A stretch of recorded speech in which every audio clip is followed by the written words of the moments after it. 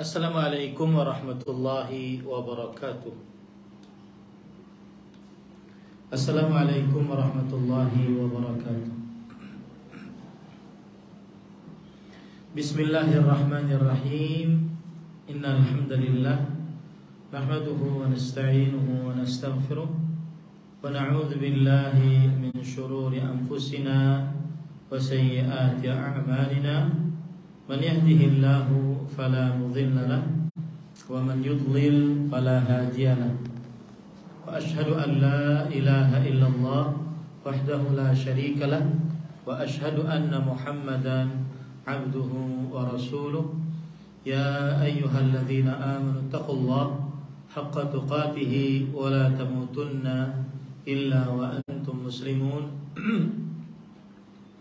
يا أيها الناس اتقوا ربكم الذي خلقكم من نفس واحدة وخلق منها زوجها وبث منهما رجالا كثيرا ونساء واتقوا الله الذي تساءلون به والأرحام إن الله كان عليكم رقيبا.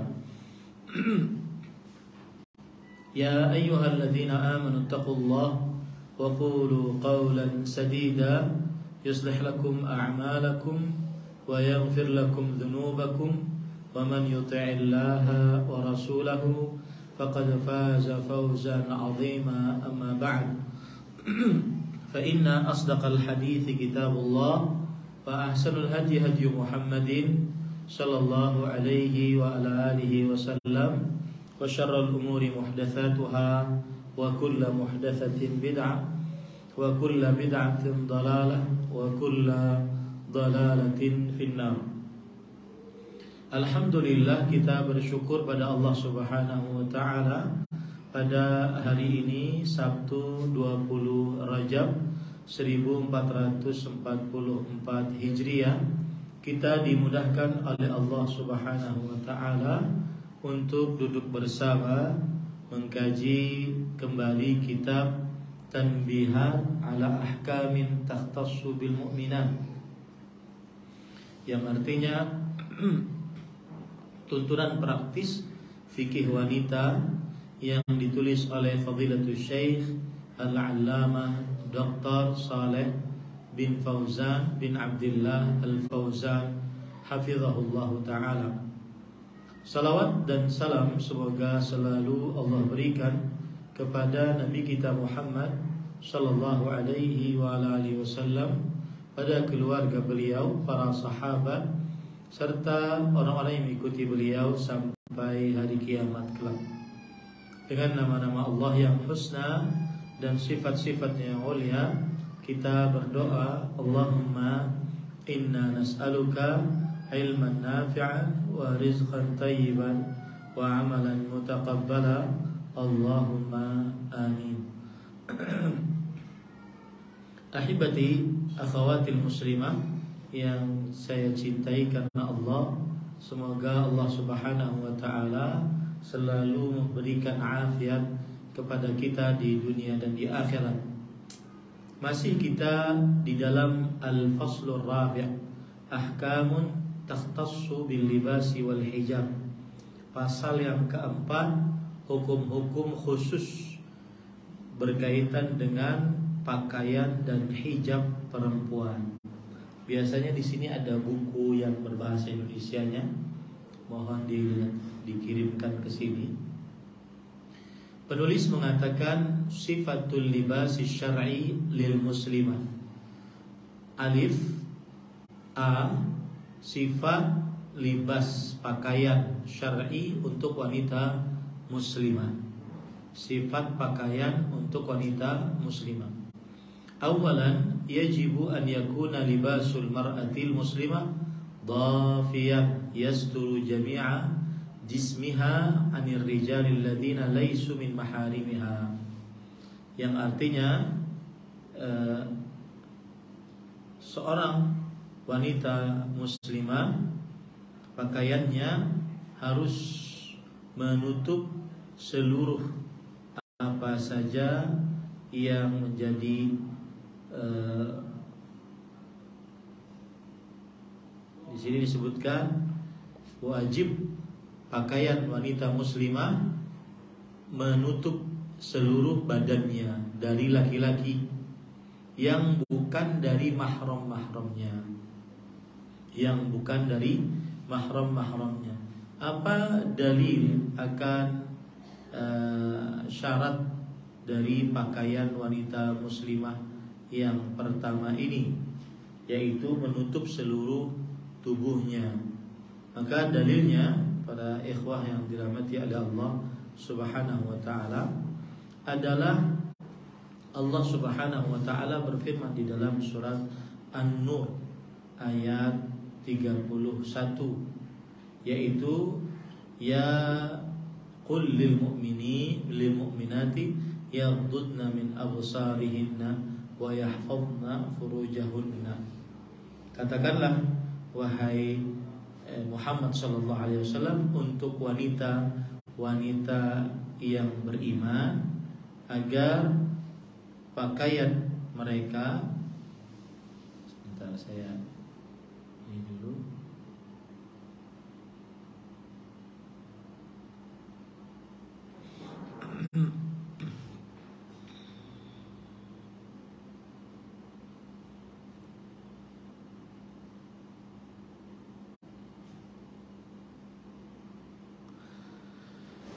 Taib. Dalilnya yaitu surat An-Nur ayat 31. Allah Subhanahu wa taala berfirman, katakanlah wahai Muhammad sallallahu alaihi wa ala alihi wasallam untuk wanita-wanita yang beriman, hendaknya mereka menundukkan pandangan mereka dan memelihara kemaluan mereka. Wala yubdina zinatahunna illa ma dhahara minha, dan janganlah mereka menampakkan perhiasannya kecuali yang biasa nampak darinya. Nah, ini kata-kata janganlah mereka menampakkan perhiasannya kecuali yang biasa nampak darinya. Kata Imam Ibnu Katsir rahimahullah, la yudhhirna syai'an minaz zinati lil ajanib illa ma lam yumkinu ikhfa'uhu. Tidak, para perempuan tidak diperbolehkan untuk memperlihatkan sesuatu dari perhiasannya untuk laki-laki yang bukan mahramnya kecuali yang tidak mungkin disembunyikan. Nah, ada yang mengatakan kecuali yang tidak mungkin untuk disembunyikan adalah wajahnya dan kedua telapak tangannya. Ini berarti syarat pakaian bagi wanita muslimah adalah menutup seluruh tubuhnya kecuali wajah dan kedua telapak tangannya, berdasarkan penafsiran dari Abdullah bin Abbas radhiyallahu anhuma. Ada lagi yang mengatakan bahwa kecuali yang biasa nampak daripadanya, kata Abdullah bin Mas'ud radhiyallahu anhu, karridai wathiyab, seperti pakaian kain dan juga kain-kain yang menutupi tubuh perempuan. Nah, ini berarti baik Abdullah bin Abbas atau Abdullah bin Mas'ud radhiyallahu anhu sepakat bahwa syarat pakaian wanita muslimah adalah harus menutupi seluruh tubuhnya. Cuma mereka berbeda pendapat yang menjadi pengecualian. Kecuali kalau Abdullah bin Abbas kecuali wajah dan kedua telapak tangan. Dari sinilah sebagian ulama berpendapat bahwa wajah dan kedua telapak tangan bukanlah aurat bagi perempuan dan tidak wajib untuk ditutupi. Ya, kemudian sedangkan Abdullah bin Mas'ud radhiyallahu anhu mengatakan kecuali yang biasa nampak daripadanya, maksudnya adalah yaitu pakaiannya. Berarti ini wajah masuk sebagai yang ditutupi. Intinya baik pendapat Abdullah bin Abbas atau pendapat Abdullah bin Mas'ud radhiyallahu anhu bahwa pakaian wanita muslimah wajib dhafiyah, yaitu mencakup seluruh tubuhnya kecuali yang dikecualikan tadi. Nah, itu dalil pertama tentang wajibnya syarat pakaian wanita muslimah, yaitu menutup seluruh tubuhnya. Kemudian syarat yang kedua adalah yaitu Allah Subhanahu wa taala, sebelum syarat yang kedua, kemudian di dalam surah An-Nur ayat 31 Allah berfirman, وَلْيَضْرِبْنَ بِخُمُرِهِنَّ عَلَى جُيُوبِهِنَّ, yang artinya hendaklah mereka menutup kain kudungnya ke dada. Kain kudungnya ke dada. Jadi suruh pakai jilbab, kemudian ditutup, ya, ditutup di sini agar dadanya tidak terlihat. Nah, ini menunjukkan bahwa seorang wanita muslimah syarat pakaiannya adalah menutup seluruh tubuhnya. Kemudian dalil yang lain yaitu di dalam surat Al-Ahzab ayat 59, ya ayyuhan nabi qul li azwajika wa banatika wa nisa'il mu'minin yudnina 'alaihinna min jalabibihin. Wahai Nabi, katakanlah kepada istri-istri kalian, istri-istrimu, anak-anak perempuanmu, dan istri-istri orang-orang beriman,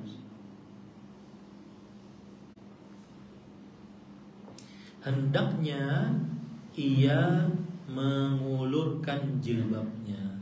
Hendaknya mereka mengulurkan jilbabnya. Nah, bagaimana mengulurkan jilbabnya? Nah, berkata ya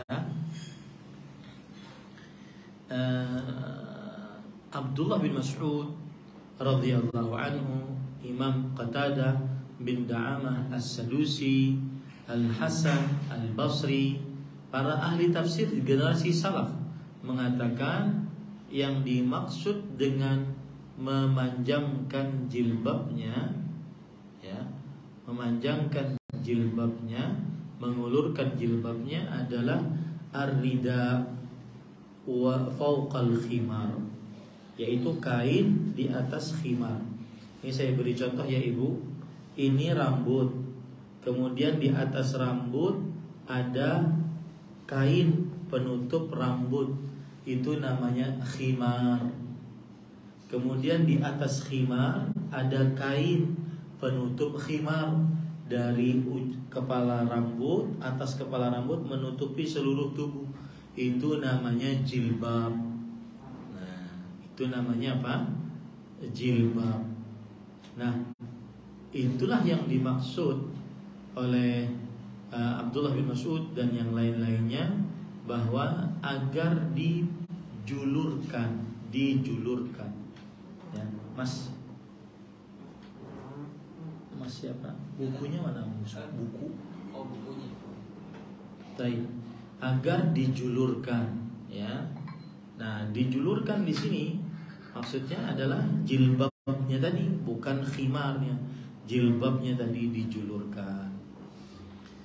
Kemudian Abdullah bin Abbas radhiyallahu anhu menafsiri menjulurkan jilbab maksudnya adalah amarallahu nisa'al mu'minin idza kharajna min buyutihinna fi hajatin an yughattina wujuhahunna min fawqi ru'usihinna bil jalabib wa yabdina 'ainan wahidah.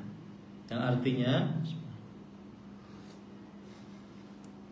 Allah Subhanahu wa ta'ala memerintahkan wanita-wanita beriman jika mereka keluar dari rumah-rumah mereka karena sebuah keperluan, hendaknya mereka menutupi wajah-wajah mereka dengan jilbab yang dijulurkan dari atas kepala mereka dan hanya menampakkan satu mata saja. Nah, ini ibu-ibu, saudari-saudari muslimah yang dimuliakan oleh Allah Subhanahu wa ta'ala, hanya menampakkan satu mata saja. Jadi ini menunjukkan bahwa seorang wanita muslimah syarat pakaiannya adalah wajib menutup seluruh tubuh kecuali yang dikecualikan, dan yang dikecualikan diantaranya wajah dan kedua telapak tangan. Kemudian juga dalil yang lain, Allah Subhanahu wa taala berfirman masih di dalam surat Al-Ahzab, yaitu wa idza sa'altumuhunna mata'an fas'aluhunna min wara'i hijab, yang artinya, dan apabila kalian meminta sesuatu keperluan kepada istri-istri Nabi, maka mintalah dari belakang hijab. Nah, ini menunjukkan bahwa seorang wanita muslimah wajib untuk menutup seluruh tubuhnya dengan pakaian, ya, dengan kain, sehingga tidak nampak.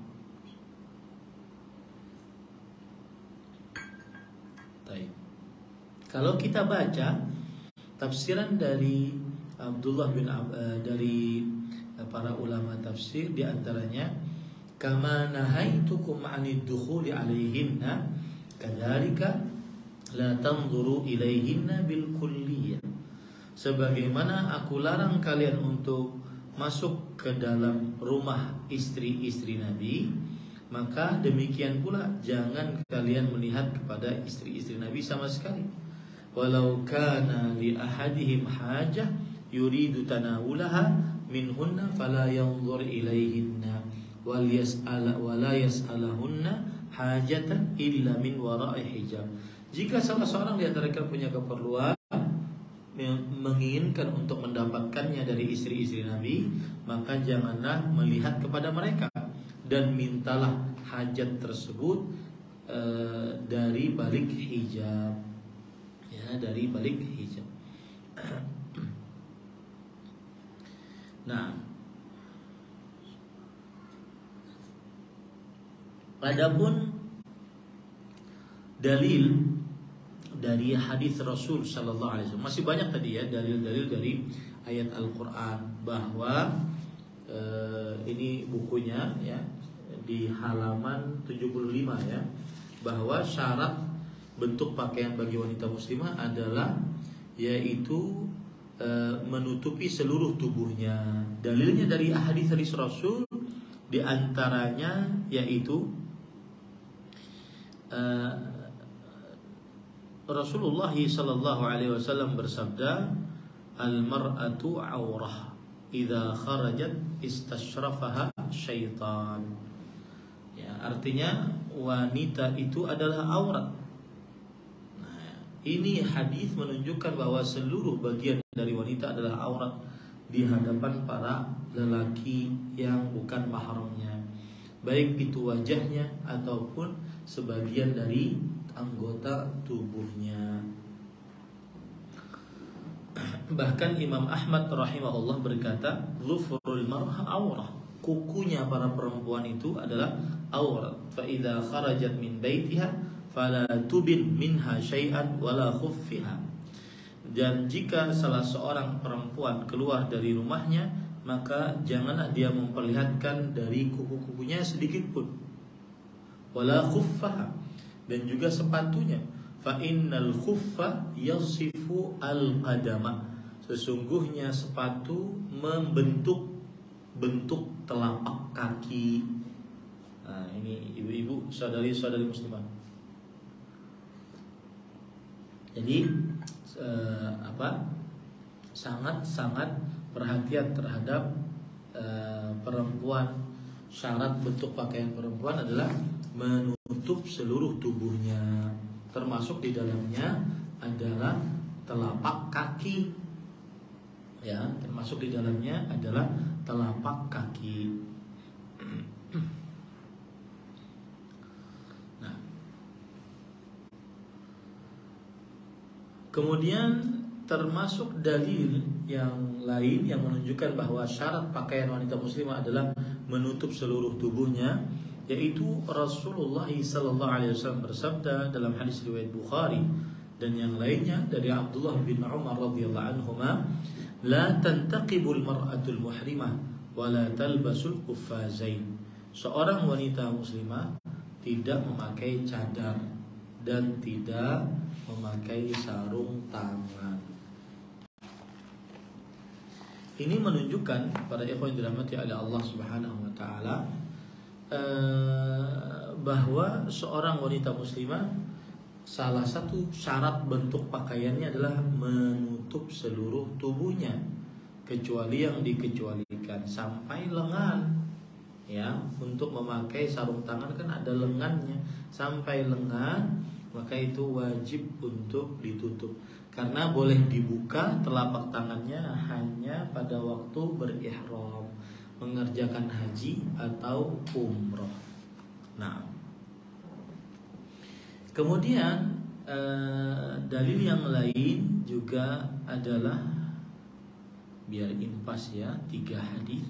Rasul Shallallahu Alaihi Wasallam bersabda tentang pakaian wanita muslimah wajib lebar, wajib menutup seluruh tubuhnya adalah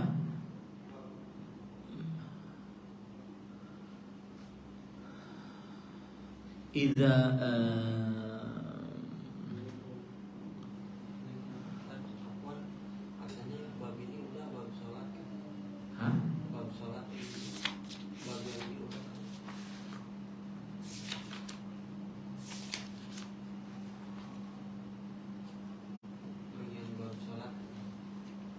bab sholat, bab hijab belum ya?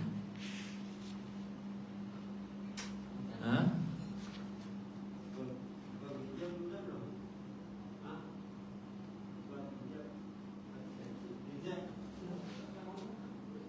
Hah? Gimana?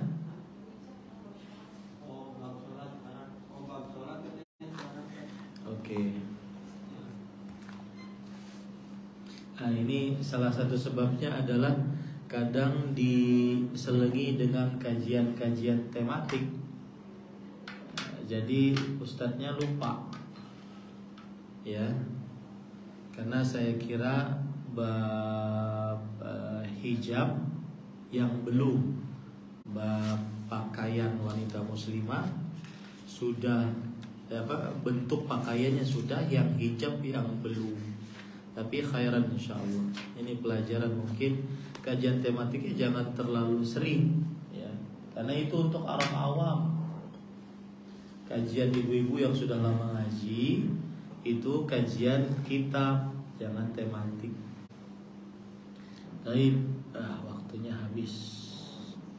Perhatikan baik-baik ibu-ibu, saudari-saudari muslimah. Kita lanjut kepada bab yang ke-7 ya.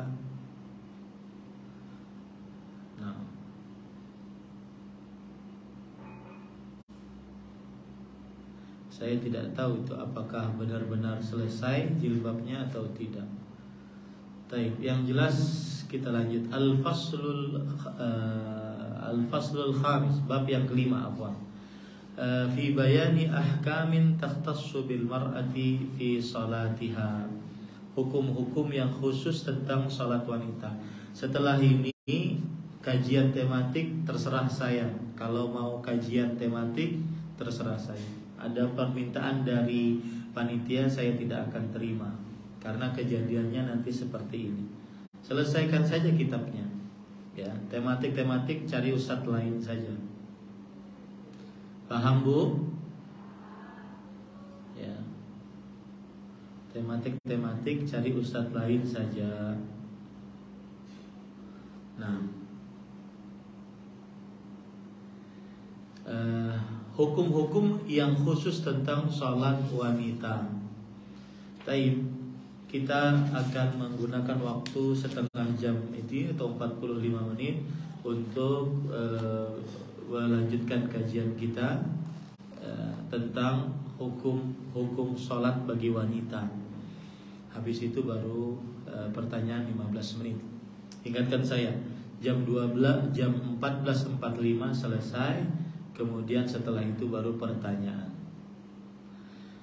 Nah, hafidhi ayyatuhal muslimah ala salatiki fi awqatiha mustawfiyatan li syurutiha wa arkaniha wa wajibatiha.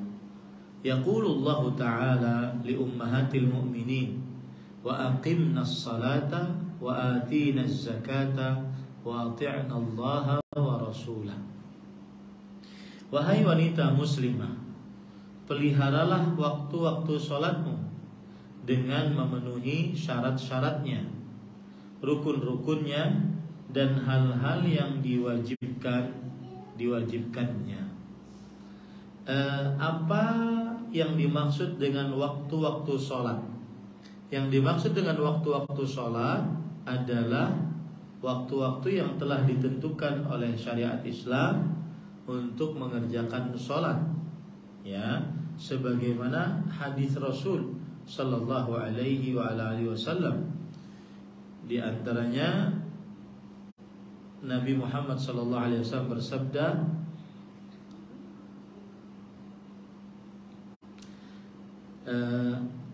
ayyul a'mali afdal. Ketika beliau ditanya amalan apa yang paling afdal, maka Rasulullah SAW menjawab as-salatu liwaktiha, salat pada waktunya. Jadi salat itu mempunyai waktu yang sudah ditentukan, ya, mempunyai waktu yang sudah ditentukan.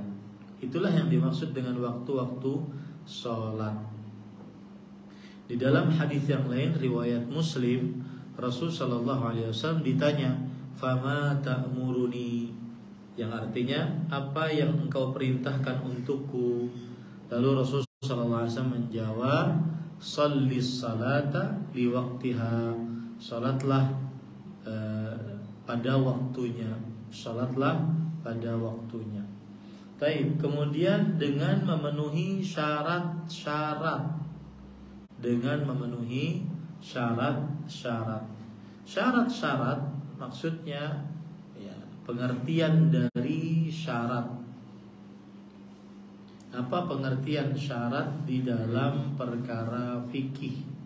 Ya, maka jawabannya pada ikhwan yang dirahmati oleh Allah Subhanahu wa taala, syarat secara bahasa artinya adalah tanda.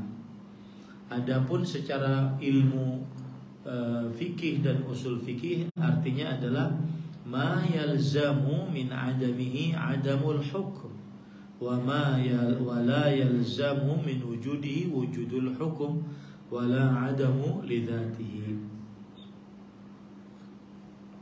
Sesuatu yang mengakibatkan ketidakberadaannya tidak ada hukum, dan sesuatu yang tidak mengakibatkan keberadaannya, keberadaan hukum, dan juga ketidakberadaannya untuk zat tersebut. Apa maksudnya? Maksudnya adalah syarat-syarat, yaitu apabila ada maka apabila syarat itu tidak ada, maka tidak ada sholat. Tetapi apabila ada syarat itu, tidak mesti harus ada sholat. Seperti misalkan wudu. Wudu syarat sahnya sholat. Apabila tidak ada wudu, maka tidak sah sholatnya. Apabila ada wudu, tidak wajib harus sholat. Nah, itu namanya syarat.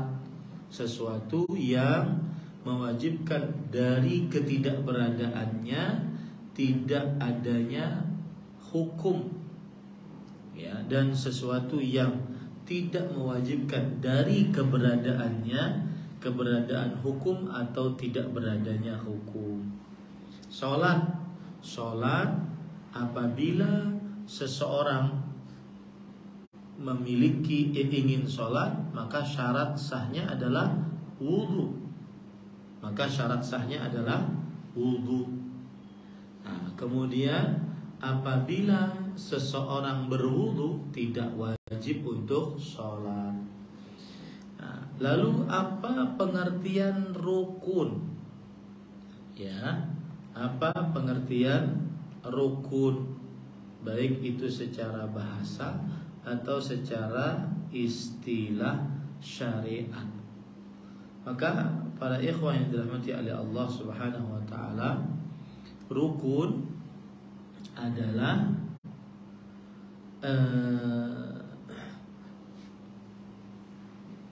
mahiyatus syai', yang artinya inti sesuatu. Ini rukun adalah inti sesuatu. Jika tidak ada rukun, maka tidak sah sesuatu tersebut, dan dia bagian dari sesuatu itu. Contoh sholat, rukun sholat, ruku, sujud. Jika tidak ada ruku dan sujud di dalam sholat, tidak sah sholatnya. Jadi bedanya antara rukun dengan syarat. Rukun bagian dari sesuatu ibadah, syarat adalah di luar dari sesuatu ibadah tersebut. Tapi hasilnya sama. Kalau tidak punya syarat atau tidak punya rukun, maka ibadahnya tidak sah. Dan hal-hal yang diwajibkan sholat, nanti kita akan pelajari apa saja hal-hal yang diwajibkan saat sholat, ya. Baik. Kemudian ahibati fillah, afanillah wa iyyakum, penulis selalu mengatakan, yaqulullahu ta'ala li ummahatil mu'minin wa aqimnas salah wa atinaz zakah wa ati'nallaha wa rasulah. Allah Subhanahu wa taala berfirman kepada ummahatul mu'minin. Ummahatul mu'minin adalah ibundanya orang beriman, karena disebutkan di dalam Al-Qur'an bahwa Allah berfirman wa azwajuhu ummahatuhum, dan istri-istri Nabi adalah ibundanya orang beriman. Surat Al-Ahzab ayat 6. Dan dirikanlah sholat, dan tunaikanlah zakat, dan taatilah Allah dan Rasulnya. Ini ayat ditujukan oleh Allah kepada istri-istri Nabi. Wa hadza amrun lil muslimati umuman. Ayat ini merupakan perintah juga untuk wanita muslimah secara umum.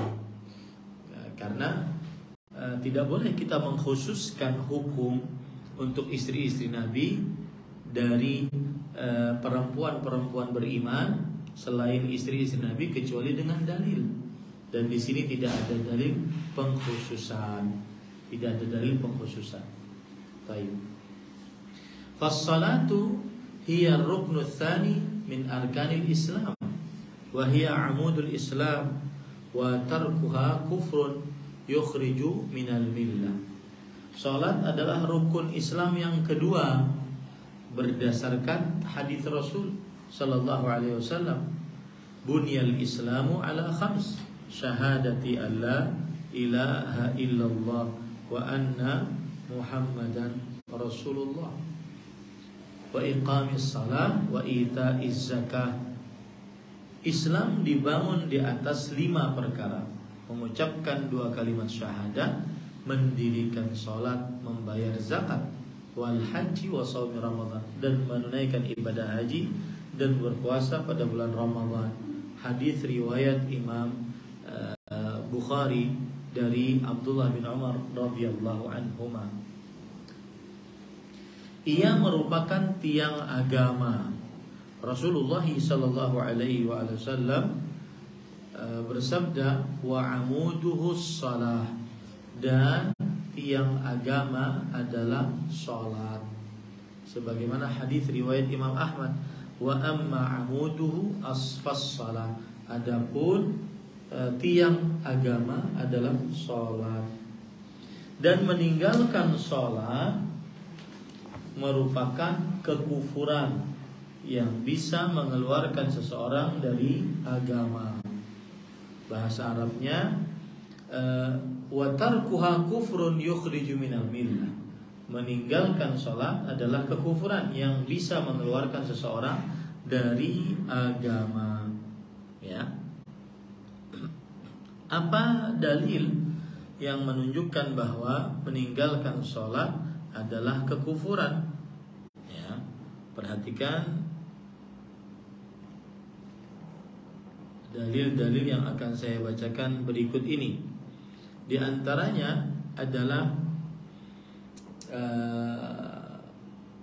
ayat Al-Quran bahwa meninggalkan sholat adalah kekufuran.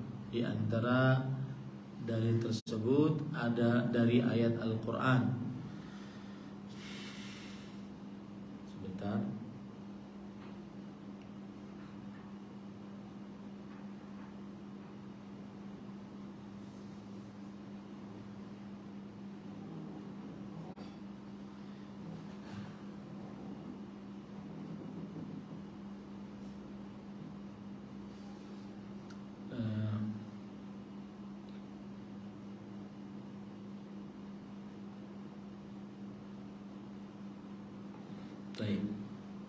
Kita ambil dari hadis dulu deh.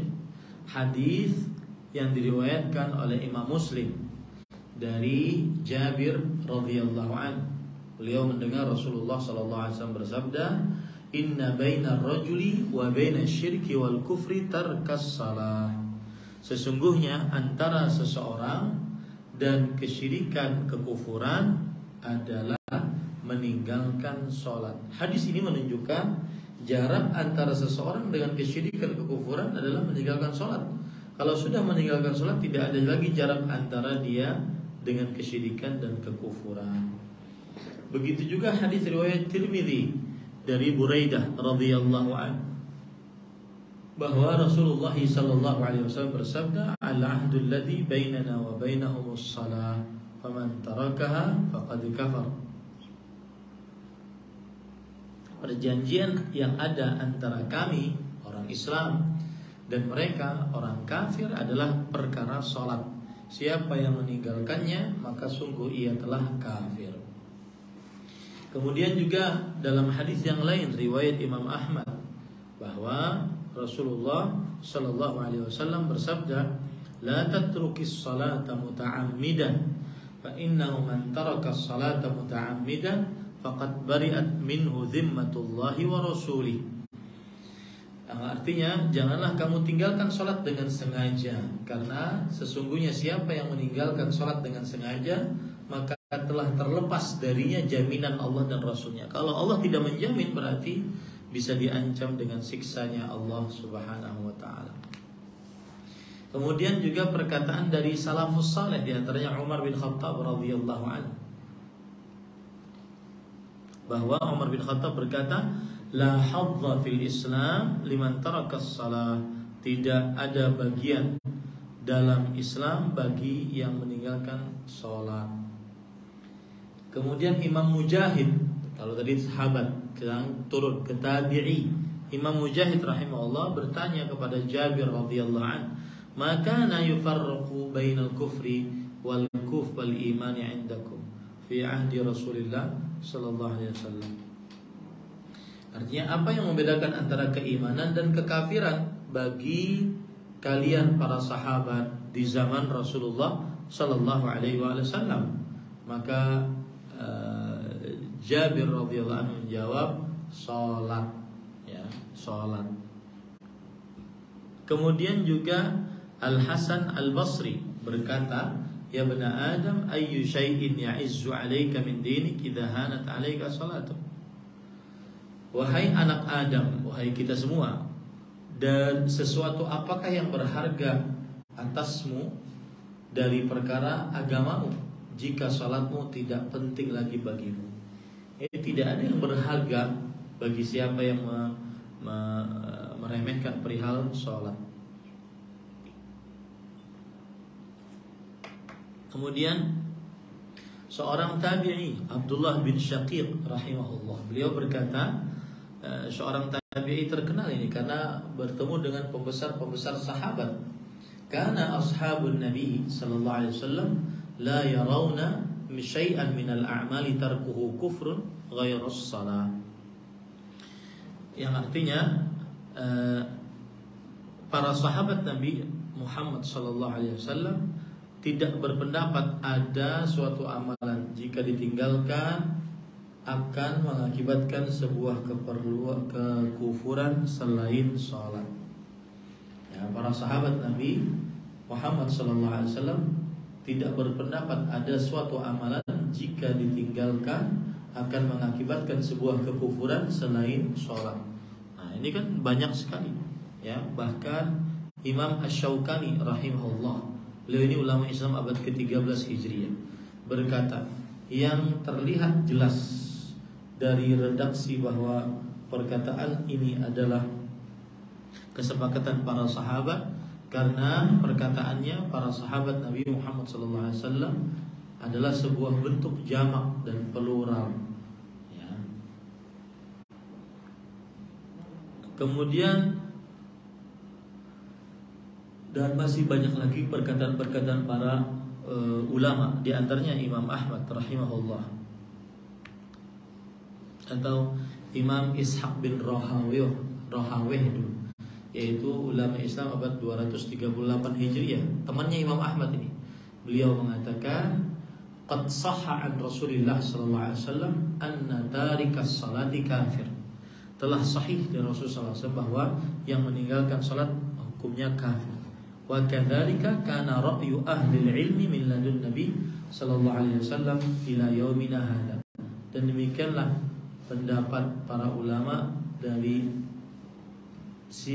mulai zaman Nabi Muhammad SAW sampai zaman kita ini, yaitu abad ke-3 Hijriah, bahwa yang meninggalkan sholat dengan sengaja tanpa ada uzur sampai hilang waktunya, dia adalah kafir. Dia adalah kafir. Masih banyak lagi, ya. Ini para ikhwan yang dirahmati oleh Allah Subhanahu wa taala. Kembali kita ke buku kita.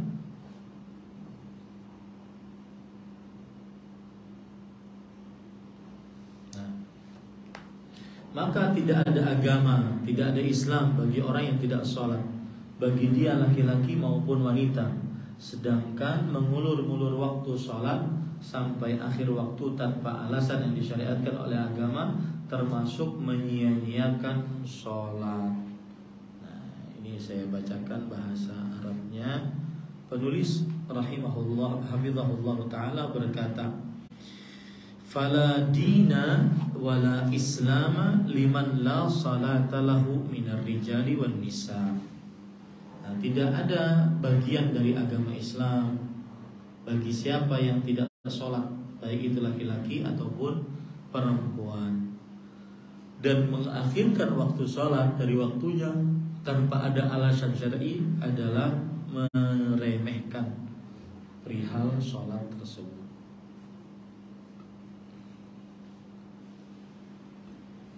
Dan kemudian penulis membawakan ayat surat Maryam ayat 59 sampai 60.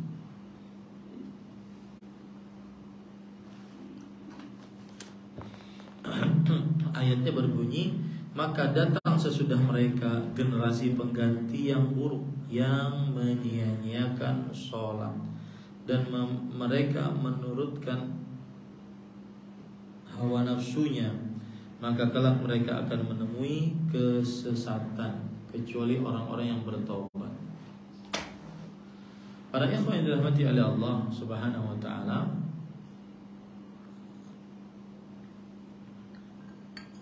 di sini ada pelajaran pada ayat surat Maryam ayat 59-60, yaitu pelajarannya adalah menyia-nyiakan sholat. Apa yang dimaksud dengan menyia-nyiakan sholat? Ada sekitar 5 atau 6 perkara yang dimaksud dengan menyia-nyiakan sholat. Yang pertama, adamul fi'liha bil kulliyah, tidak mengerjakan sholat sama sekali, semenjak dia balik sampai dia meninggal tidak sholat sama sekali. Kemudian yang kedua, fa'ala marratan wa taraka marratan, yaitu yang mengerjakan sesekali dan meninggalkan sesekali. Kemudian yang ketiga, as-salatu kharija waqtiha, salat di luar waktunya. Ya, salat di luar waktunya. Kemudian yang selanjutnya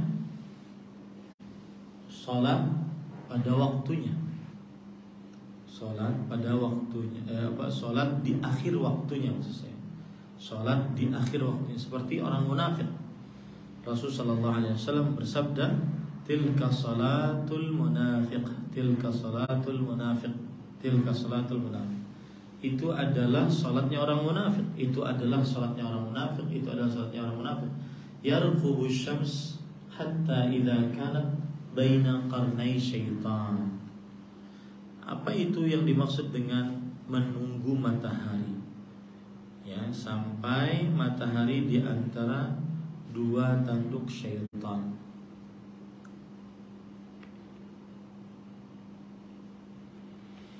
Saya ingin memperlihatkan yang dimaksud dengan di antara dua tanduk matahari adalah di antara dua tanduk syaitan adalah matahari apabila sedang ingin terbenam, maka dia ada dua tanduk. Jadi kan ketika dia tenggelam kemudian keluarlah, seperti dia memiliki dua tanduk. Nah, ini gambar yang ingin saya sampaikan.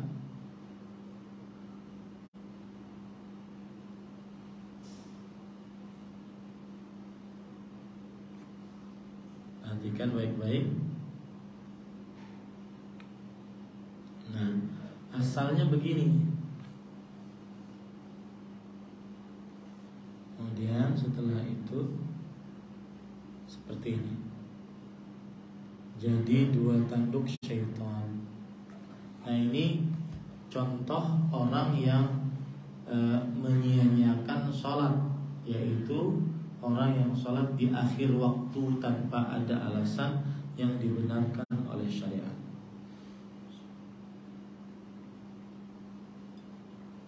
Pertama, tidak sholat sama sekali. Yang kedua, kadang sholat kadang tidak. Yang ketiga, sholat di luar waktu. Yang keempat, sholat di akhir waktu. Ini menyia-nyiakan sholat. Dan alangkah banyaknya sebagian kaum muslimin yang melakukan hal tersebut.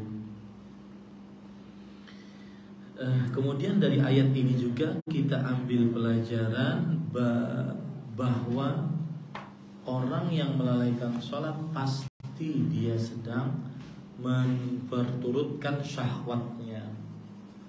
Yang melalaikan sholat pasti dia sedang memperturutkan syahwatnya. Karena Allah berfirman, ya, adharus salata wattaba'us syahwat, yaitu yang melalaikan sholat dan mengikuti syahwat, pasti itu. Coba perhatikan diri kita saja. Apabila kita sedang melalaikan sholat, pasti kita sedang memperturutkan syahwat. Kemudian selanjutnya pelajaran dari ayat ini juga adalah, yaitu ancaman bagi yang melalaikan sholat. Di antaranya Allah berfirman, fasawfa yalqawna ghayyan, maka ia akan mendapatkan neraka ghay. Apa itu neraka ghay? Para ikhwan yang dirahmati oleh Allah Subhanahu wa taala.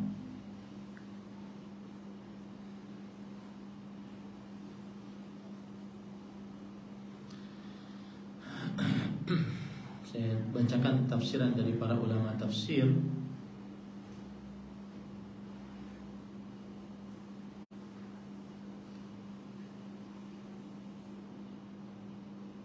Ya, dari Abdullah bin Abbas radhiyallahu anhu yang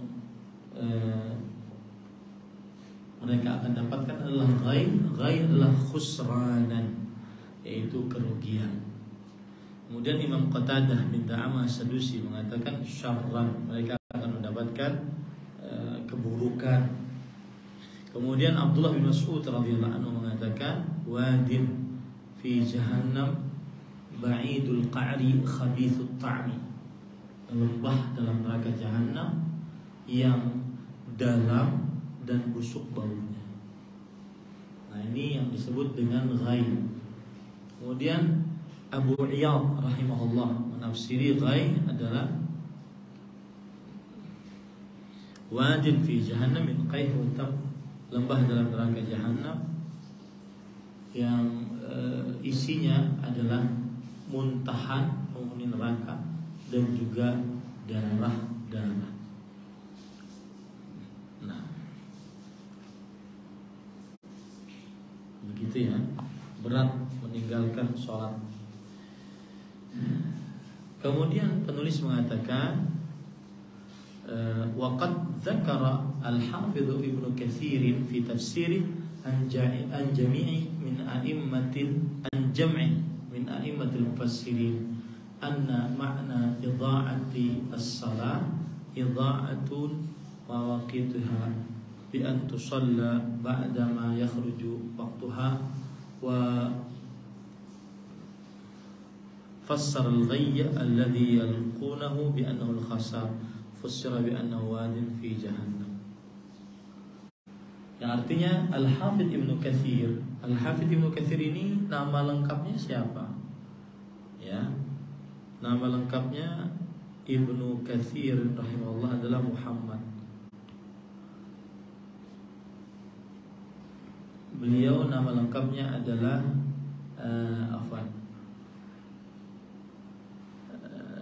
beliau Ismail bin Umar bin Katsir. Ismail bin Umar bin Katsir, kunyahnya Abul Fida. Dan beliau wafat pada tahun 1373.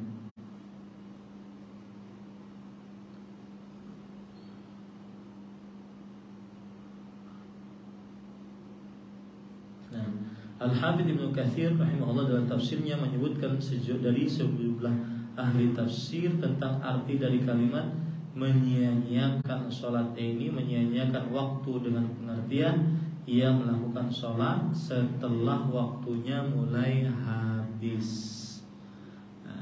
Tadi Al-Hafidz Ibnu Katsir rahimahullah, beliau itu ulama Islam abad ke-8 Hijriyah.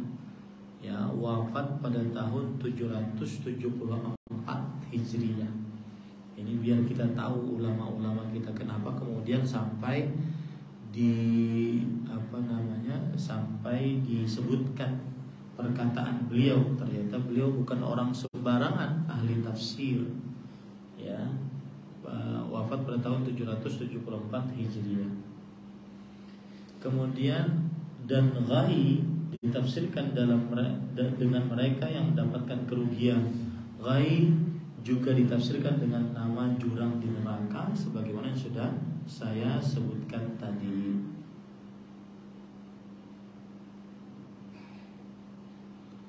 Baik. Kemudian penulis mengatakan walil mar'ati ahkamun fis shalah takhtassu biha 'anil rajul wa idahuha kama yali. Dalam sholat wanita mempunyai hukum-hukum khusus yang berbeda dengan laki-laki, dan penjelasannya kami uraikan sebagai berikut. Awalan, yang pertama, laisa 'alal mar'ah adzanun wala iqamah. Bagi wanita tidak ada adzan dan iqamah. Lianna al-adhana syuri'a lahu fi raf'i as-sawt wal mar'ah la yajuzu laha raf'u as-sawt wa la yasihhani minha. Qala fil Mughni la na'lamu fihi khilafan. Adzan disyariatkan atau ditetapkan dengan suara keras, sedangkan wanita dibolehkan mengeraskan suaranya, dan keduanya tidak sah dilakukan oleh wanita. Sedangkan wanita tidak dibolehkan mengeraskan suaranya, dan keduanya tidak sah dilakukan oleh wanita. Dalam kitab Al-Mughni penulis katakan, kami tidak mengetahui adanya perselisihan dalam hal ini. Apa itu maksud kitab Al-Mughni? Nah, itu kan kita kalau baca kitab harus dengan guru, karena nanti tidak paham apa yang dimaksud dengan kitab Al-Mughni. Kitab Al-Mughni adalah kitab yang ditulis berdasarkan pendapat ataupun mazhab fikih Hambali, ya, berdasarkan pendapat atau mazhab fikih Hambali. Nah, itu namanya kitab Mughni, ya, ditulis oleh Imam Ibnu Qudamah, Abdullah bin Muhammad bin Qudamah rahimahullahu ta'ala.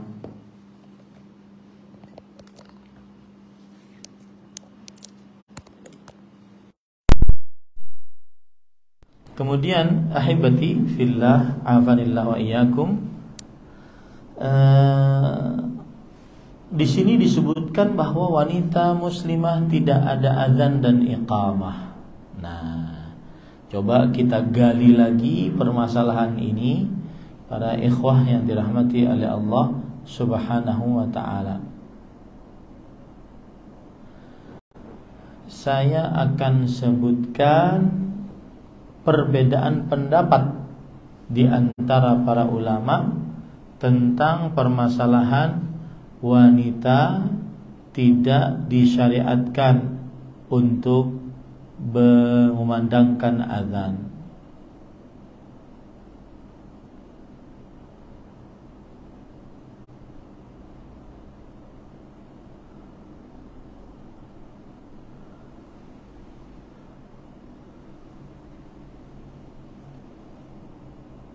Sebentar.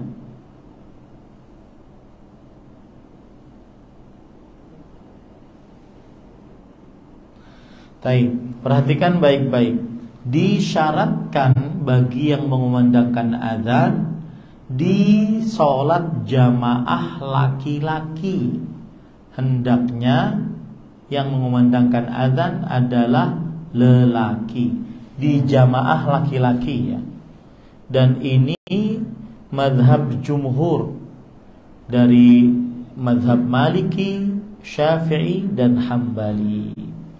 Ya, dalilnya dari hadis Rasul sallallahu alaihi wasallam bahwa kana al-muslimun hina qadimul Madinah yajtami'un fayatahayyanuna as-salah laisa yunada laha. Orang-orang kaum muslimin ketika datang ke kota Madinah, maka mereka menunggu waktu sholat.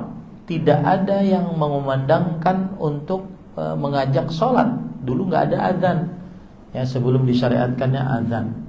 Fatakallamu yauman fi dzalik. Maka akhirnya mereka ngobrol-ngobrol tersebut. Faqala ba'dhum, sebagian mereka berkata, ittakhidhu naqusan mithla naqusi an-nasara. Kalau begitu kita mengambil naqus, yaitu lonceng, sebagaimana loncengnya kaum Nasrani. Wa qala ba'dhum balbuqan mithla qarnil yahud. Tetapi tidak, satu lagi mengatakan dengan trompet sebagaimana trompetnya kaum Yahudi. Maka faqala Umar, awala tab'athuna rajulan yunadi bis salah. Kenapa kalian tidak mengutus seorang lelaki? Nah, di situ lelaki untuk memanggil sholat. Maka Rasulullah SAW pun langsung bersabda, "Qum ya Bilal fanadi bis salah." Wahai Bilal, bangunlah dan kumandangkan adzan. Di sini Rasul Shallallahu Alaihi Wasallam langsung memerintahkan Bilal untuk mengumandangkan azan, yang menunjukkan syarat pengumandang azan di tengah jamaah laki-laki adalah laki-laki. Nah, ini para ikhwah. Kemudian juga para perempuan dilarang mengangkat suaranya karena itu bisa menimbulkan godaan. Kemudian juga Sebab yang ketiga, Sebab yang ketiga, muadzin, orang yang mengumandangkan azan itu adalah pangkat sebagaimana imam dan sebagaimana hakim. Nah, makanya dia pangkat yang dimiliki oleh laki-laki. Ya, yang dimiliki pangkat yang dimiliki oleh laki-laki. Baik. Sekarang apa hukum azan perempuan di tengah jamaah sholat perempuan? Maka jawabannya ada khilaf di antara para ulama. Dia mengatakan tidak dianjurkan azan bagi para perempuan di tengah jamaah para perempuan. Tetapi yang dianjurkan hanya iqamah saja. Dan ini pendapat mazhab Maliki, Syafi'i, dan salah satu riwayat dari pendapat Imam Ahmad dan sebagian pendapat ulama salaf, yaitu diantaranya Imam Atha bin Abi Rabah, Mujahid bin Jabr, Imam Al-Auza'i rahimahullahu ta'ala. Nah, kenapa demikian? Karena azan dikhawatirkan mengangkat suara, ya, sehingga menjadi godaan bagi laki-laki. Sedangkan iqamah tidak seperti azan disyaratkan untuk mengangkat suara. Nah, ini pendapat yang pertama, ya. Pendapat yang kedua adalah dimakruhkan azan dan iqamah meskipun di tengah jamaah perempuan. Dan ini adalah mazhab Hanafi dan mazhab Hambali, ya. Dan ini pendapat yang dipilih oleh Imam Ibnu Baz, Imam Ibnu Utsaimin, dan juga Komite Fatwa untuk fatwa dan riset ilmiah di Arab Saudi. Kenapa? Para ikhwan dirahmati oleh Allah, karena azan disyariatkan untuknya mengangkat suara, sedangkan tidak disyariatkan untuk perempuan, dan tidak juga disyariatkan iqamah. Karena apa saja yang tidak disyariatkan untuk azan, maka tidak disyariatkan juga untuk iqamah. Jadi dia menyamakan menyamakan azan dan iqamah. Wallahu alam. Kalau kita lihat dari para salafus saleh, ada yang mengerjakan itu, di antaranya Ummu Salamah, ya, mengumandangkan azan di antara mengumandangkan iqamah di antara para jamaah perempuan. Jadi pendapat yang dikuatkan adalah pendapat yang pertama. Kalau jamaahnya perempuan, maka tidak ada azan, tetapi dianjurkan iqamah saja. Wallahu a'lam. Nah, itu berkaitan dengan azan dan iqamah, ya. Nah, kalau seandainya ditanya lagi pada ikhwan yang dirahmati oleh Allah tentang, atau tidak perlu kita melebar lagi, yang kedua sekarang, kullul mar'ah aurah fis salah illa wajhaha wa fi kaffaiha wa qadamaiha khilaf. Aurat wanita di dalam sholat. Tubuh wanita merupakan aurat dalam sholat, kecuali wajahnya dan berkenaan dengan kedua telapak tangannya dan kakinya. Terdapat perselisihan pendapat. Maksudnya apa? Untuk aurat, seluruh tubuh perempuan adalah aurat, maka wajib untuk ditutup kecuali wajah. Ini sepakat para ulama, tidak ada perbedaan pendapat. Nah, yang terjadi perbedaan pendapat kedua telapak tangan sama kedua telapak kaki, ya. Kemudian penulis mengatakan, wa dzalika kulluhu haitsu la yaraha rajulun ghaira mahramin laha.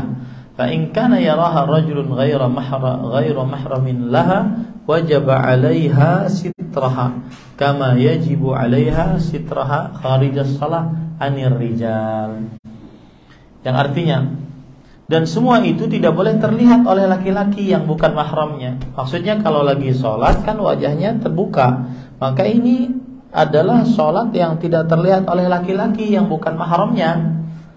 Maka jika dilihat oleh laki-laki yang bukan mahramnya, wajiblah baginya untuk mengenakan tirai, sebagaimana ia wajib menggunakannya di luar sholat terhadap laki-laki yang bukan mahramnya. Kalau dia sholat, maka aturannya ini dibuka, perempuan membuka wajahnya. Itu kalau sholatnya di hadapan laki-laki, tidak di hadapan laki-laki yang bukan mahramnya. Tapi kalau sholatnya di hadapan laki-laki yang bukan mahramnya, seperti di mana ibu sholatnya? Seperti di mana? Di mall. Mall kelihatan nggak bu? Ada sebagian yang kelihatan, ada sebagian yang enggak gitu ya. Di tempat-tempat masjid-masjid yang umum, tempat singgah, nah ini kelihatan. Maka kata penulis, tetap wajib baginya menutup wajahnya kalau seandainya ada laki-laki yang bisa melihat wajahnya dan laki-laki tersebut bukan mahramnya, tetap wajib menutup wajahnya. Ini pendapat penulis ya. Ini pendapat penulis. Fala budda fi salatnya min taghtiyati ra'siha wa raqabatiha wa min taghtiyati baqiyati badaniha hatta zuhuri qadamaiha. Maka salat ia harus menutupi kepala hingga leher dan anggota badannya hingga punduk telapak tangan kakinya, hingga punggung telapak kakinya. Qala sallallahu alaihi wasallam la yaqbalullah salata haidhin, yakni man balagal til haid illa bi khimar. Rawahul khamsah. Nabi Muhammad sallallahu alaihi wasallam bersabda, Allah tidak menerima salat seorang yang sudah mengalami haid sedangkan dia menggunakan khimar. Artinya kerudung. Ya. Maksudnya adalah kalau wanita tersebut sudah haid, wajib dia sholatnya menggunakan khimar, penutup rambut kepala. Nah, wal khimaru ma yughatti ar-ra'sa wal 'unuq, dan khimar adalah kerudung yang dapat menutupi kepala dan leher, seperti jilbab yang ibu pakai sekarang. Itu nama sebenarnya apa bu? Khimar. Ya, nama sebenarnya. Nah, kalau ibu ingin pakai jilbab yang ibu pakai sekarang itu dilapisi lagi kain di atasnya. Nah, itu baru namanya apa? Jilbab. Paham sekarang bu? Ya, antara khimar, jilbab, hijab, itu harus istilah-istilah itu. Perempuan muslimah harus paham betul. Nah, kemudian penulis mengatakan, wa an Ummi Salamah radhiyallahu anha annaha sa'alat an-nabiy sallallahu alaihi wasallam atusalli al-mar'atu fi dir'in wa khimarin bighairi izar, qala idza kanat dir'u sabighan yughatti dhuhura qadamayha, akhrajahu Abu Daud wa sahahu al-a'immah wa waqafahu. Dari Ummu Salamah radhiyallahu anha, ia bertanya kepada Nabi Muhammad sallallahu alaihi wasallam, bolehkah wanita salat dengan memakai baju kuning dan khimar tanpa memakai kain? Beliau menjawab, boleh jika baju kuning itu menyeluruh hingga menutupi punggung telapak kaki. Ya, hingga menutupi punggung telapak kaki. Adir adalah baju wanita yang dipakai di dalam rumahnya. Ya, sebagaimana yang kita pakai, yaitu para perempuan pakai di rumahnya itu daster. Nah, ini tidak mengapa memakai itu asalkan menutupi punggung telapak kakinya. Ya. Baju kurung ya, bukan baju kuning ya. Baju kurung itu menyeluruh hingga menutup punggung telapak kakinya, dan baju wanita yang dipakai di dalam rumahnya yaitu ad-dir'. Diboleh, itu tidak mengapa. Nah, دل الحديثان على أنه لا بد في صلاة من تغطية رأسها ورقبتها كما أفاده حديث عائشة wa min taghtiyati baqiyati badaniha hatta dhuhur qadamaiha kama afadahu haditsu Ummi Salamah. Artinya, dua hadis tersebut menunjukkan keharusan menutup kepala dan leher dalam sholatnya, sebagaimana hadis yang diriwayatkan oleh Aisyah radhiyallahu anha. Dan menurut hadis yang diriwayatkan oleh Ummu Salamah radhiyallahu anha, diharuskan menutup bagian lainnya dari seluruh badannya hingga menutupi punggung telapak kakinya. Ini sama penjelasannya tadi ya. Kemudian wa yubahu kashfu wajhiha haitsu la yaraha ajnabi li ijma'i ahli al-ilm ala dzalik. Dibolehkan membuka wajahnya di tempat yang tidak dapat dilihat oleh laki-laki asing menurut kesepakatan pendapat para ulama di luar sholat. Maksudnya adalah di luar sholat maka disyariatkan untuk menutup wajahnya. Tetapi terjadi khilaf di antara para ulama kalau di luar sholat ya. Kalau di dalam sholat maka wajib membukanya. Itu pun kalau ada laki-laki yang bukan mahramnya, dia berusaha menutupnya. Nah, sedikit lagi ya. Qala Syekhul Islam Ibnu Taimiyah fi Majmu'il Fatawa, fa innal mar'ata law shallat wahdaha kanat al-mar'atu ma'muratan bil ikhtimar wa fi ghairi as-salati yajuzu laha kashfu ra'siha fi baytiha. فأخذ الزينة في الصلاة حق لله فليس لأحد أن يطوف بالبيت عريانا ولو كان وحده بالليل ولا يصلي عريانا ولو كان وحده. Syekhul Islam Ibnu Taimiyah rahimahullah berkata, apabila seorang wanita mengerjakan sholat sendirian, ia diperintahkan untuk memakai khimar. Nah ini ya, sholat sendirian di rumah pakai khimar, tidak pakai jilbab apa, yang pakai khimar. Dan di luar sholat ia boleh membuka kepalanya, tidak memakai khimar. Ketika ia berada di dalam rumahnya, maka pakaian yang dikenakan dalam sholat merupakan hak Allah yang harus dilaksanakan. Dan seorang pun tidak boleh melakukan tawaf di Ka'bah dalam keadaan telanjang atau tidak berpakaian, walaupun dia sendiri di malam yang gelap. Dan dia tidak boleh mengerjakan sholat dalam keadaan telanjang walaupun dia sendirian di malam gelap. Nah ini nggak boleh Bu ya, harus dia menutup auratnya. Kemudian beliau mengatakan ila an qal falaysatil aurah fi shalah murtabithah bi auratin nazar la tardan wala aksan. Nah ini penting. Akhirnya beliau berkata, aurat dalam salat bukanlah berhubungan dengan adanya penglihatan orang, bukan untuk mencegahnya, bukan juga untuk sebaliknya. Aurat dalam salat adalah sifatnya ta'abbudi. Meskipun tidak ada laki-laki yang bukan mahramnya, maka dia tetap untuk menutup ya, dia tetap untuk menutup. Qala fil Mughni wa amma sa'iru badanil mar'ah al-hurrah fayajibu sitrahu fi shalah wa in inkashafa minhu syai'un lam tasihha salatuhu illa an yakuna yasiran wa bihadza qala Malik wal Auza'i wa Syafi'i. Adapun seluruh badan wanita yang merdeka, bukan budak ya, ia wajib menutupnya dalam sholat. Dan jika sebagian badannya terbuka, maka sholatnya tidak sah kecuali terbuka sedikit. Pendapat ini dikatakan oleh Imam Al-Malik, Imam Al-Auza'i, Imam Syafi'i rahimahumullahu ta'ala. Nah, alhamdulillah selesai nomor 2 ya dari perihal hukum-hukum salat yang berkaitan dengan wanita muslimah. Nah, silahkan jika ada yang bertanya. Tepat jam 14.45 kita isi pertanyaan, mungkin setengah jam maksimal. Nah, silahkan Ibu.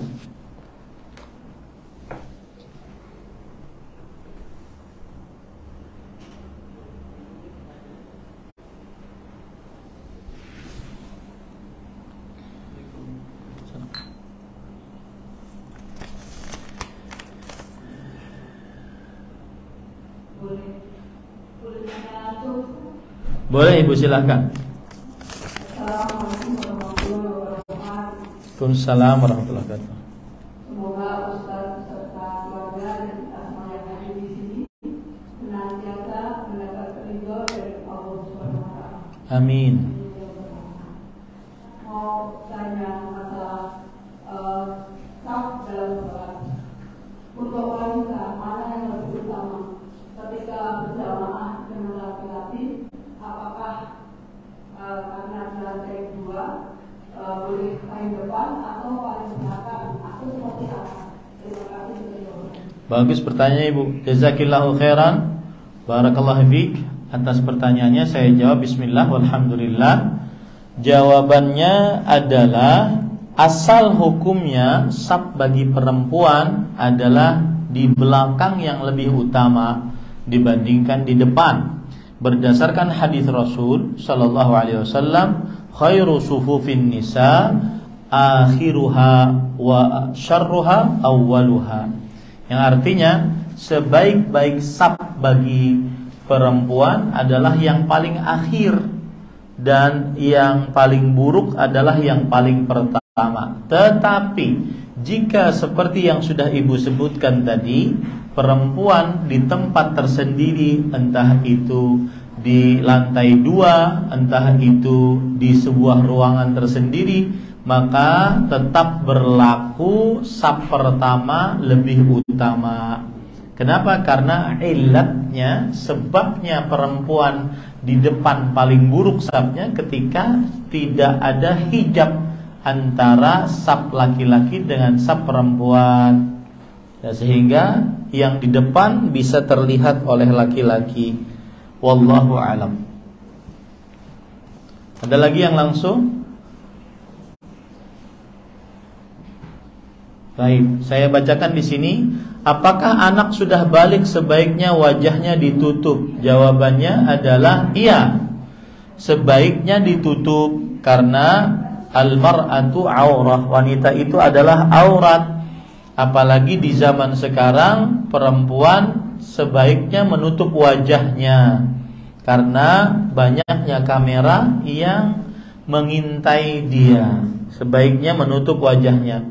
Meskipun kita lebih condong kepada pendapat bahwa hukumnya adalah dianjurkan saja, tidak diwajibkan. Tetapi meskipun dianjurkan, memakai cadar adalah dengan kesepakatan para ulama lebih utama dibandingkan tidak memakai cadar.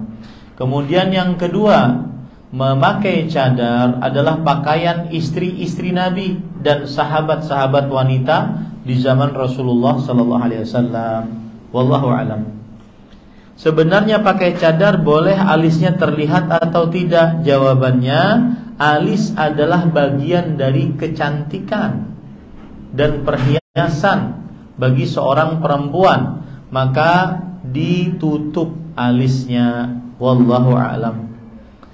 Dan dagu di dalam sholat atau di luar sholat boleh terlihat.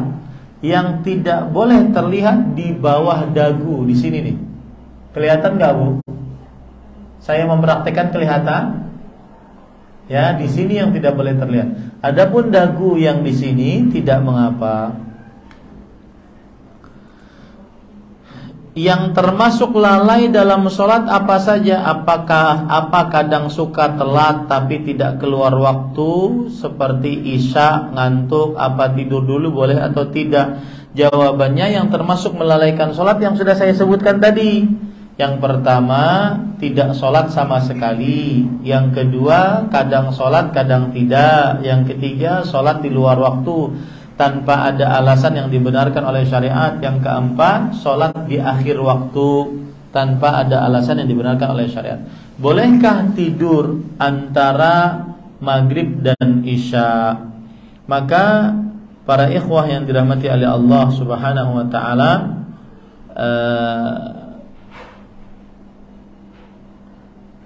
para ulama rahimahumullahu ta'ala berbeda pendapat tentang hukum tidur antara maghrib dan isya. Maka para imam dari madhab Syafi'i, mereka mengatakan bahwa makruh tidur antara maghrib dan isya. Ya, makruh. Kecuali kalau seandainya dia sangat mengantuk. Nah, itu dia. Makruh.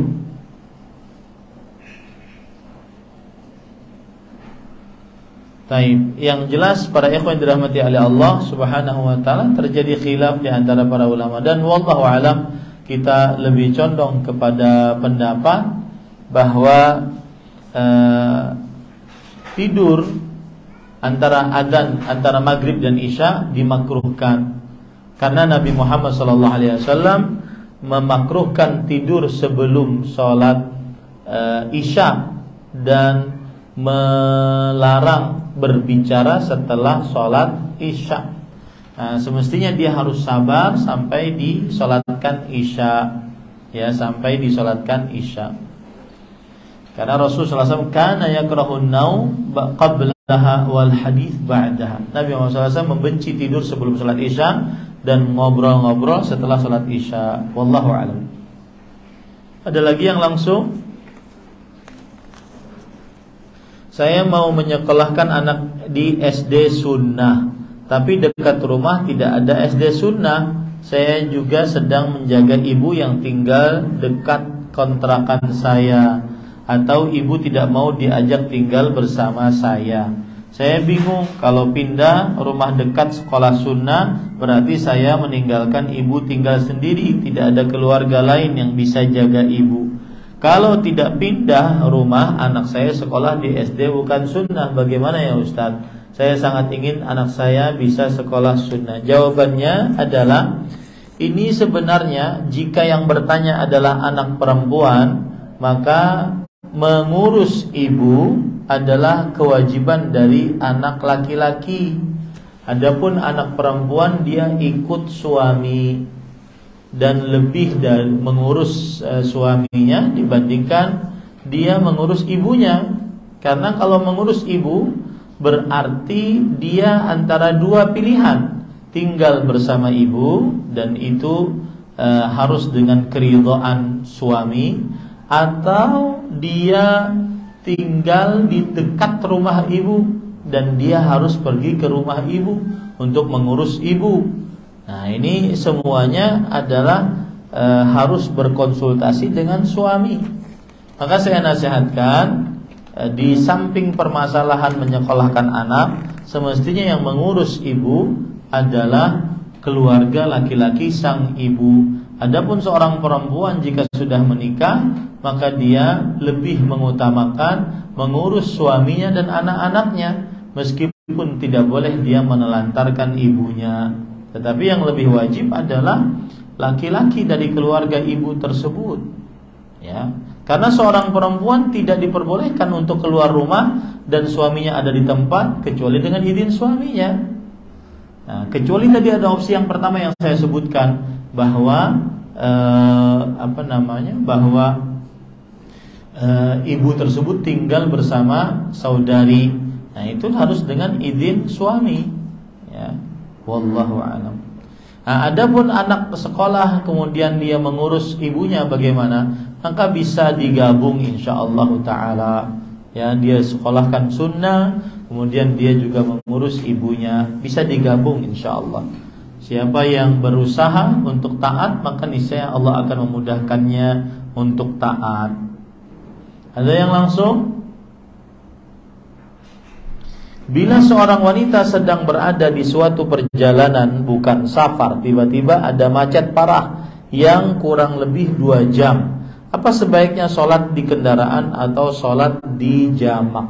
Jawabannya adalah, dalam keadaan seperti ini boleh di jamak, ya, dan lebih utama di jamak. Kenapa? Karena sholat wajib di atas lantai, di atas tanah, di atas bumi lebih utama dibandingkan sholat wajib di atas kendaraan. Wallahu a'lam. Bagaimana hukum posting foto produk untuk promosi atau menjual produk di media sosial dengan syarat seorang wanita memakai cadar atau menyamarkan wajahnya? Saya belum setuju akan hal ini. Bisa saja posting cadar, posting jilbab, posting pakaian tanpa harus ada foto modelnya, ya, karena bagaimanapun perempuan meskipun pakai cadar tetapi matanya itu bisa melelehkan gunung es laki-laki, ya. Apabila waktu sholat masuk namun kesibukan di dapur belum selesai, misal memasak, cuci piring, apakah boleh wanita menyelesaikan pekerjaannya dulu? Boleh.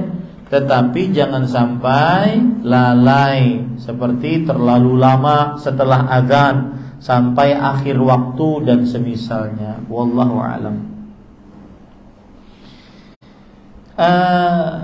Seperti pertanyaan yang kajian tadi pagi di Babu Salam mengenai suami istri dan anak-anak yang LDR. Alhamdulillah 7 tahun ini kami Allah jaga dan sama-sama berkomitmen mengenai LDR ini. Dan kami kuatkan dengan doa dan berusaha mencari kajian-kajian untuk mengisi waktu sambil mengurus anak-anak. Saya berusaha menuruti suami untuk tinggal di Indonesia dikarenakan alasan suami pendidikan agama di sekolah-sekolah sunnah dan kajian-kajian yang banyak di Indonesia. Selain itu ibu dan keluarga besar kami di Indonesia. Suami menganggap bahwa kondisi ini lebih baik dan lebih bermaslahat. Bagaimana kondisi ini Ustaz? Dosakah saya maksa suami untuk ikut dan melawannya? Jazakallahu khair. Apa dulu nih? Apa hubungannya LDR dengan sekolah agama? Saya gak paham. Mana yang bertanya? Maksudnya gimana ini? Apakah suaminya di luar atau bagaimana?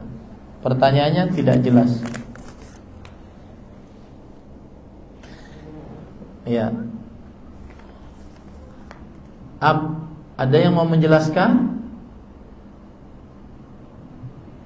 Silahkan. Apa hubungan LDR tadi yang dia ceritakan? Kemudian bagaimana bentuk LDR-nya? Siapa yang LDR? Lalu kemudian kok lari ke sekolahan anak? Maksudnya gimana itu?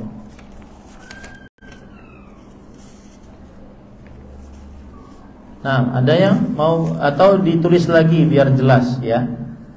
Pada saat sholat hari raya di lapangan terbuka, apakah wanita harus menutupi wajahnya? Jawabannya adalah dianjurkan untuk menutupi wajahnya. Nah, pendapat penulis iya, bahwa wanita wajib menutup wajahnya. Dan saya lebih menguatkan pendapat ulama lain yang hanya dianjurkan saja, tetapi lebih sangat ditekankan, tapi sampai wajib tidak. Allahu a'lam. Bagaimana tentang hukum wanita sholat di rumah ketika mempunyai saudara perempuan di rumah? Apakah harus selalu berjamaah dan adakah dalilnya? Jawabannya tidak harus berjamaah. Ya, sekarang pertanyaannya mungkin begini. Hukum sholat berjamaah bagi perempuan di rumah, ya.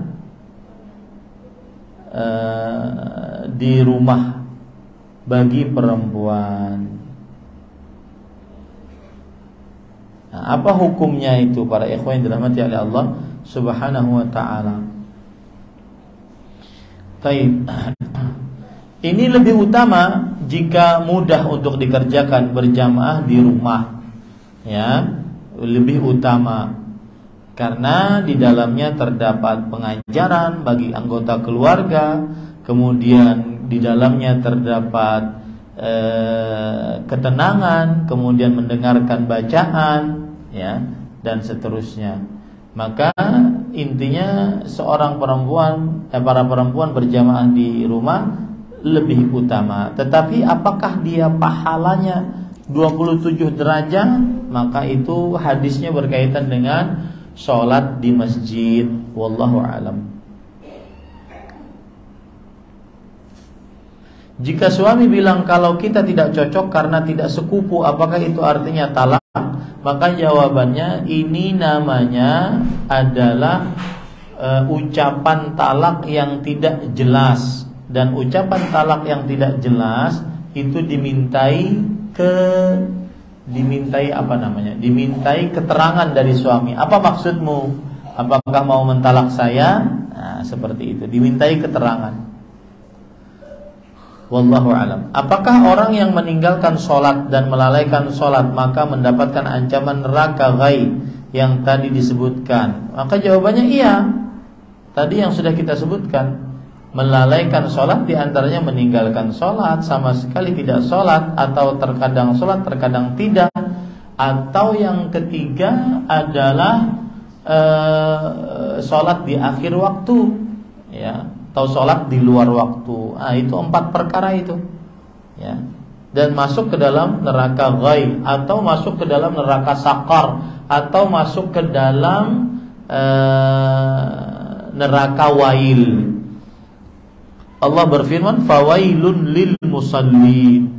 Neraka wail bagi orang-orang yang sholat. Apa itu neraka wail? Disebutkan oleh para ahli tafsir bahwa wail adalah wadin fi jahannam law suyyirat ma'ahul jibal lama'at. Dia adalah lembah dalam neraka jahanam. Kalau seandainya gunung-gunung dimasukkan ke dalam lembah tersebut, maka gunungnya akan meleleh. Kita tahu gunung itu terbuat dari batu-batuan, dan batu-batuan adalah benda mati yang sangat keras. Makanya Allah menggambarkan kekerasan dengan batu-batuan, keras seperti batu. Ya, karena dia tidak bisa meleleh. Tapi karena wail sangat panas, maka dia menjadi meleleh. Wallahu a'lam.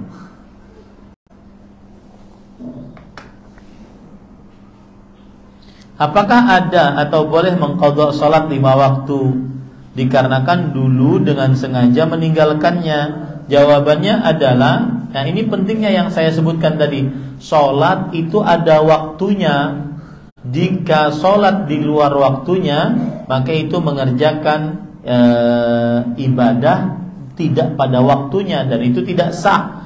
Maka apabila ada orang, wanita atau laki-laki, yang meninggalkan sholat dengan sengaja tanpa ada alasan syar'i, padahal dia muslim, baligh, berakal selain wanita yang haid dan nifas, maka dia telah melakukan dosa besar. Lalu bagaimana menebusnya? Menebusnya adalah dengan bertobat, yaitu ikhlas hanya karena Allah, menyesali seluruh perbuatannya, memutuskan dari dosa itu, bertekad untuk tidak mengulangi dosa perbuatan tersebut, kemudian dikerjakan di waktu masih hidup atau sebelum kiamat. Nah, itu yang dimaksud dengan bertobat. Jadi tidak ada membayar kafarat, kompensasi, ataupun juga mengqadha salat untuk mengerjakan salat-salat yang sudah lewat, tidak boleh dilakukan. Ya, wallahu a'lam. Kalau kita ketiduran dan terbangun di akhir waktu sholat, bagaimana hukumnya? Langsung sholat, jangan sampai ditunda. Misalkan nih ya, adzan asar di sini jam 15.23, ya gitu ya, jam 15.23. Dia bangun jam 15.20, 3 menit lagi adzan asar, sedangkan dia belum sholat zuhur, maka dia wajib langsung sholat zuhur. Kemudian nanti baru dia sambung sholat asar. Atau meskipun dia dalam keadaan sudah siang, bangun waktu subuh, sudah siang, maka dia kerjakan 2 rakaat sebelum subuh dulu, baru setelah itu sholat subuh. Dan itulah penebus dosa orang yang ketiduran dari sholatnya atau kelupaan dari sholatnya. Rasul sallallahu alaihi wasallam bersabda, "Man nama an salatin aw nasiha falyusalliha idza dzakaraha la kaffarata laha illa dzalik." Siapa yang tidur saat sholatnya atau kelupaan, maka hendaklah dia mengerjakan sholat tersebut saat dia ingat atau saat dia bangun dari tidurnya. Allahu a'lam. Apakah boleh di dalam bacaan sholat hanya membaca Al-Ikhlas, Al-Falaq dan An-Nas saja, tidak hafal ayat-ayat yang lain? Boleh. Allah berfirman, faqra'u ma tayassara minal Qur'an, bacalah yang mudah bagimu dari Al-Qur'an. Tetapi tentunya, masa selama hidup puluhan tahun dia punya hafalan cuma 3 qul saja? Ya, ini semestinya dia kerjakan, dia menghafal, berusaha menghafal. Ya, 1 hari 1 ayat. Masa nggak bisa 1 hari 1 ayat? Bisa, insya Allah mudah. Nun.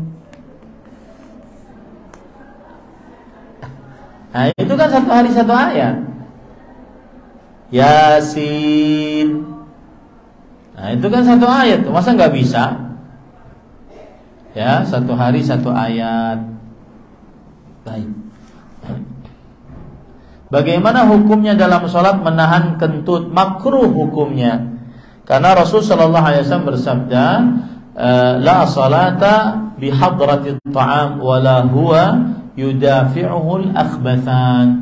Tidak sempurna salat seseorang yang sedang dihidangkan makanan dan dalam keadaan menahan dua kotoran, kencing dan buang air besar. Termasuk di dalam buang air besar adalah kentut.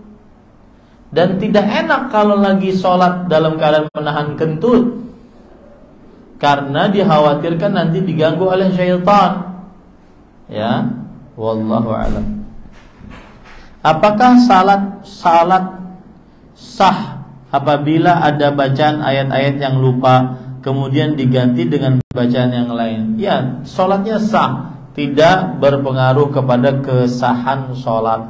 Karena manusia, jangankan kita, Nabi Muhammad SAW, beliau terkadang ada yang kelupaan. Sebagaimana hadis Rasulullah SAW, ana bashar mithlukum, ansa kama tansaun. Aku adalah manusia seperti kalian, aku lupa sebagaimana kalian lupa. Ya, itu hadis sahih. Ya, diriwayatkan oleh Imam Muslim. Nah, bahkan bukan hanya sekedar bacaan Quran yang beliau lupa, akan tetapi bahkan zuhur 4 rakaat yang aturan 4 rakaat menjadi 2 rakaat. Nah, itu manusia, ya. Lalu dia ganti dengan yang lain dengan cara dia berta'awudz, a'udzubillahi minasyaitonirrajim, baru dia ganti dengan surat yang lain, maka boleh seperti itu, boleh. Nah, kecuali ada contoh yang seperti ini. Ini saya ingin cerita. Yaitu ada orang, biasanya orang ini sangat suka ingin jadi imam, tapi oleh orang kampung tidak dipilih jadi imam karena bacaannya tidak baik, makhrajnya dan tajwidnya. Tapi dia nunggu-nunggu kalau imam tetap sedang sakit, dia langsung maju pokoknya. Nah, suatu ketika imam yang tetapnya tidak datang, langsung dia maju. Salatlah dia. Setelah Al-Fatihah dia baca Qul ya ayyuhal kafirun. Qul ya ayyuhal kafirun.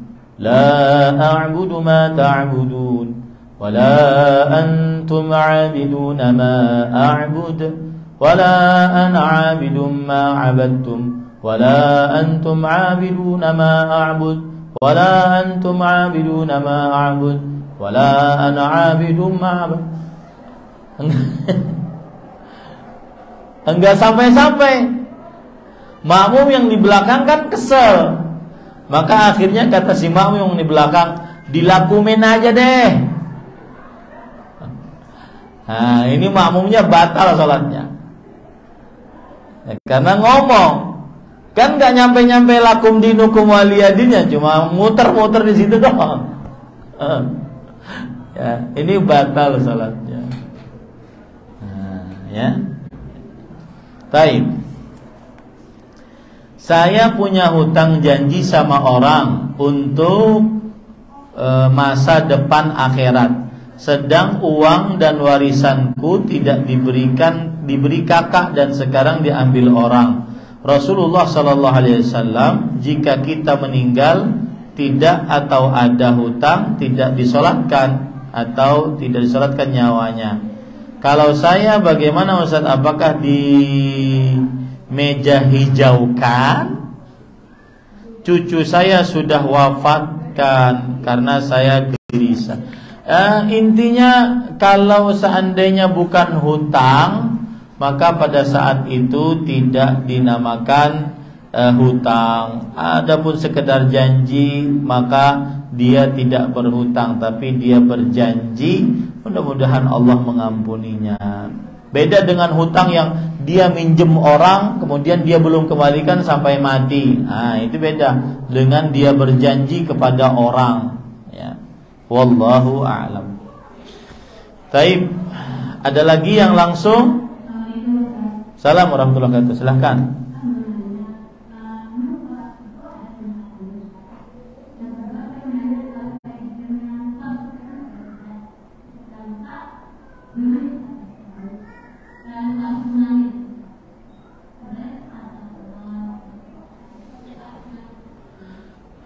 Nggak jelas Bu pertanyaannya.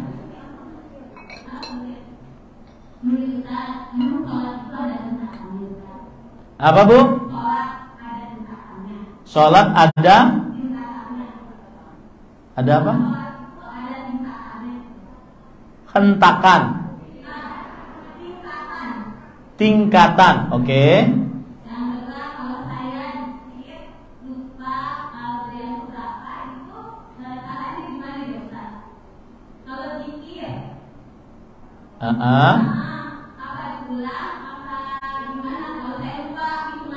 Zikir apa ini Bu? Oh, zikir habis sholat. Taib. Sholat itu ada tingkatannya. Maksudnya sholat ada tingkatannya adalah sesuai dengan kekhusyuan masing-masing. Ya, sholat ada tingkatannya. Iya betul, sesuai dengan kekhusyuan masing-masing. Ada orang yang dapat pahala sholat 1/10, 1/9, 1/8, 1/7, 1/6, 1/5, 1/4, 1/3, setengah. Sebagaimana hadis Rasulullah SAW, Inna rajul la yusalli wa ma kutiba min salatihi illa ushruha aw tus'uha aw thumunuha aw sudusuha aw subha aw sudusuha aw khumusuha aw rubuha aw thuluthuha aw nisfuha.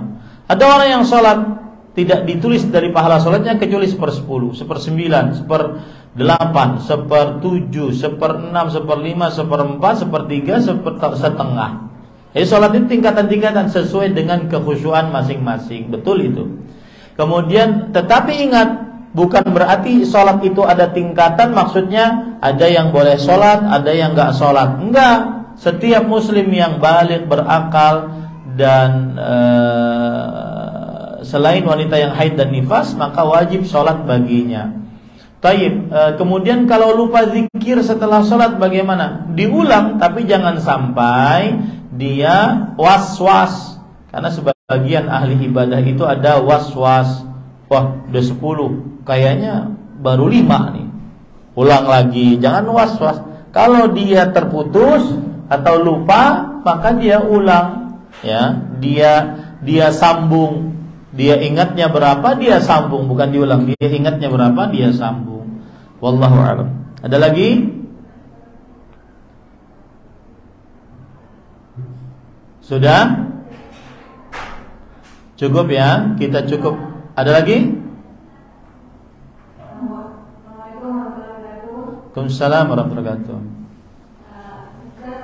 Ada orang yang mempunyai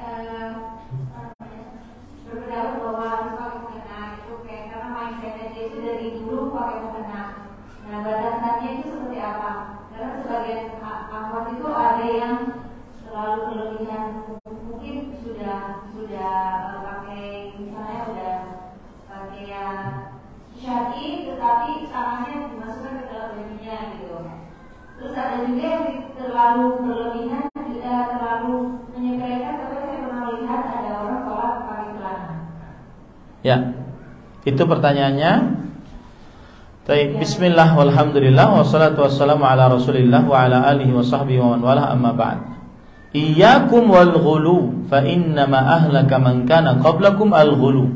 Jauhi oleh kalian sifat berlebih-lebihan. Syarat pakaian wanita muslimah saat sholat adalah menutup seluruh tubuhnya kecuali wajah dan kedua telapak tangan.